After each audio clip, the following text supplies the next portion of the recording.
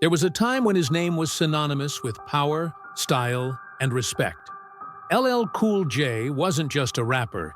He was the bridge between two worlds, street-level hip-hop and global stardom. He was muscle, flow, and presence. A living legend. A star with a golden smile and a stare of steel. But today, at 56 years old, the world he helped build doesn't remember him the same way. He no longer fills arenas. He no longer sets trends. His name still echoes, but not with strength, with nostalgia, and in silence. Because what many don't know is that behind the idol, there was a man who didn't know when to stop. A cage fighter with no cage. A rapper who lived so many lives, he forgot which one was his. James Todd Smith was born on January 14, 1968, in Queens, New York. And from the very beginning, everything was fire. His father shot his mother and grandfather when he was just 4 years old. An act that would mark him for life. LL saw darkness long before he saw success. And it was that rage that he turned into rhyme. From then on, everything changed. Childhood became noise, home a battlefield, and innocence, something that would never return. He said it in interviews. Music was his refuge. A refuge that didn't care about genres or age, only about rhythm, escape, survival. Raised by his mother, Andrea, and his grandfather, Eugene, who inspired and supported him when the world seemed to fall apart. LL started writing rhymes like other kids drew monsters. It was his way of trapping fear on a piece of paper. At 9 years old, he was already playing with beats, recording demos at home and dreaming of stages that didn't yet exist for someone like him. At the time, being a rapper wasn't a career. It was an act of rebellion, a shout between bricks. But LL didn't shout. L roared. At just 16, with a homemade demo, he achieved the unthinkable. He signed with Def Jam. It was 1984.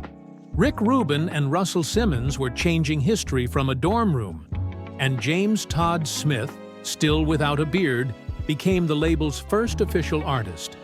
It was the beginning of something bigger than him. With his first single, I Need a Beat, the name LL Cool J, Ladies Love Cool James, started to echo through clubs, neighborhoods, and pirate radio stations.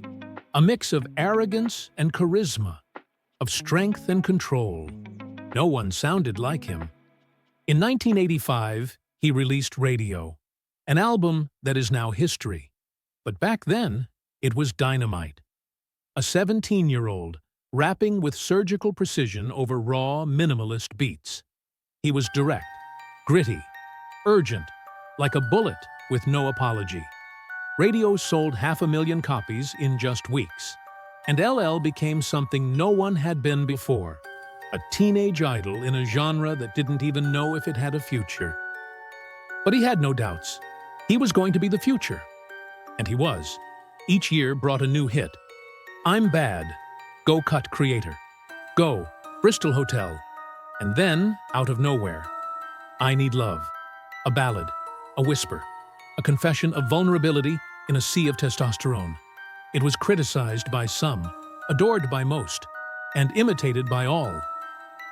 LL Cool J didn't just rap. LL set trends. He wore gold chains but spoke about love. He had a bodybuilder's physique, but rhymed with gentleness. He was street, but he was also showbiz. While Run DMC kicked the doors open, LL decorated the room. He was the first complete superstar of hip-hop. And with every new album, the legend grew.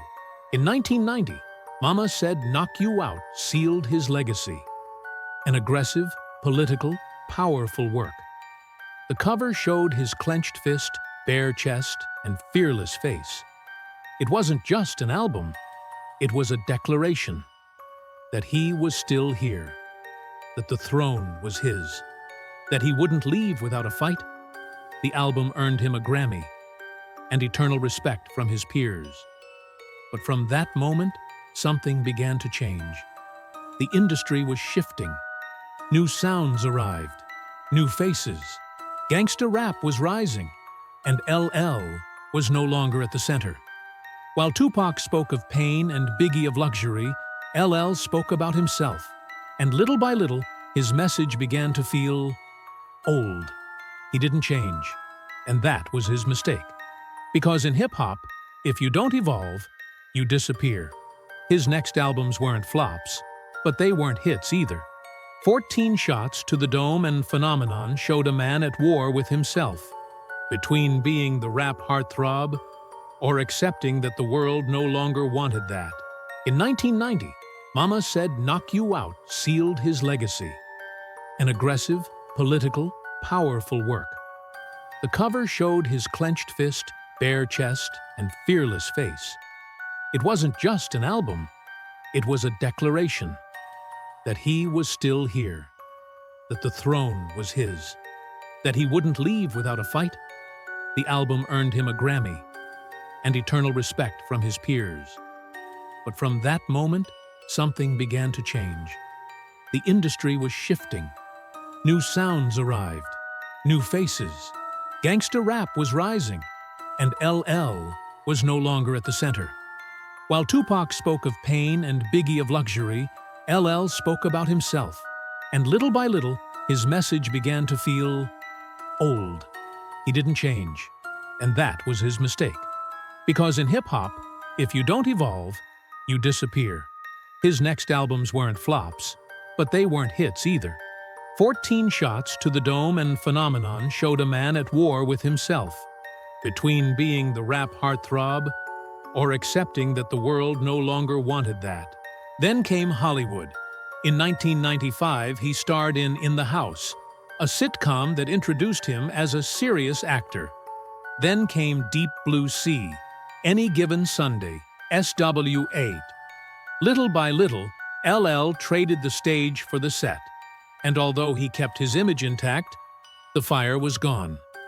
He became more actor than rapper, more celebrity than musician, more presence than voice.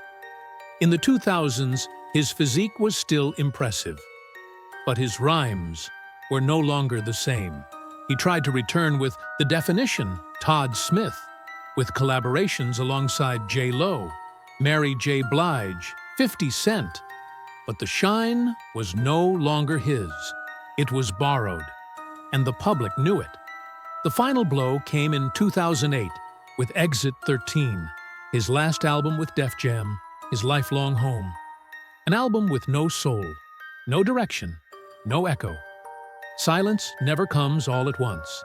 It comes in waves. First, the lights don't shine the same. Then, the calls take longer to arrive. Later, the applause grows brief. And finally, only the echo remains. That's what happened to LL Cool J, and neither his muscles nor his history could stop it. After leaving Def Jam in 2008, LL tried the impossible, starting over. At 40, in a genre that gets younger every day, in a market that no longer seeks legends, but virality. He released an independent album, Authentic. He tried to sound modern, tried collaborating with artists from other genres. Eddie Van Halen, Brad Paisley, Earth, Wind and Fire. A strange mix, a desperate one. The result was confusing. No one knew who that album was for. Rap fans rejected it. Pop fans didn't understand it. And the media simply ignored it. It was as if the world was shouting what he didn't want to hear, that he was no longer needed. So he took shelter in the only thing left, his image.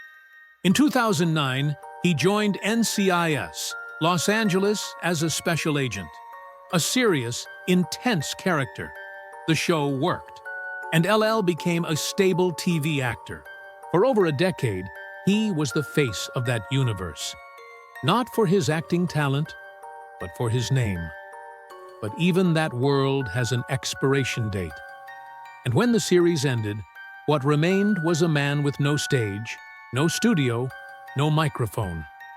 Outside, things weren't going well either. On social media, his presence was minimal. Not by choice, but by disconnection. While other hip-hop legends were honored, celebrated, invited, LL faded. Not even old-school festivals called him. He wasn't trending. He wasn't even remembered. He was a footnote, a relic hard to place. And for someone like him, that was devastating. He tried to stay relevant, launched a clothing line. It failed. Promoted fitness products. No one bought them. Spoke about writing a book. It never came out. There were even rumors of financial trouble. Nothing confirmed. But his properties began changing hands, and his public appearances grew rare, awkward, and increasingly uncomfortable. Because when he showed up, people no longer saw LL Cool J. They saw a man trying to be him. In 2021, he was finally inducted into the Rock and Roll Hall of Fame. A historic moment, a well-deserved achievement, but also a farewell. Because from that point on, everything went downhill. Physically, his body began to show signs. The man who once embodied strength now appears hunched, speaking slowly, with a gaze that seems tired. Gone is the tense, defiant face. Now it's the face of someone carrying a very different weight. The weight of being forgotten. He tried joining freestyle battles online, jumping on viral trends, interviews with young rappers, but it all felt forced, out of place. New artists respect him, but they don't quote him, don't imitate him, don't study him. He's a figure that inspires reverence, but not connection. In 2023, there was an attempt at a tour, an old-school tribute, with Big Daddy Kane, Rakim, and other icons, but LL wasn't the star. He was just another name. And when he stepped on stage, there were no screams, just polite applause, respectful claps. But no frenzy, no fire, no emotion. And for a man who lived off the roar of the crowd, that's worse than criticism. It's indifference. In recent interviews, LL has confessed things he once would have hidden. That he no longer feels as strong. That some days he doesn't want to leave the house. That he's felt lost. And that he misses the microphone like it was a part of his body. He once said, "Everything I ever was, I was in front of a camera. And when there's no camera, what's left?" A simple phrase, but devastating. LL Cool J had it all. Fame, respect, money, beauty. For decades, he was the example of a rapper who made it without falling. But time is ruthless. And when the moment came to leave the stage, he didn't know how. Not because he didn't want to, but because he didn't know who he was without it. Today, in 2025, LL Cool J lives a quiet life. He shows up at nostalgic events, takes part in tributes where he's not always the center, posts videos trying to inspire young people. But there are no virals, no trends, no hits, just a name, with a story many prefer not to remember.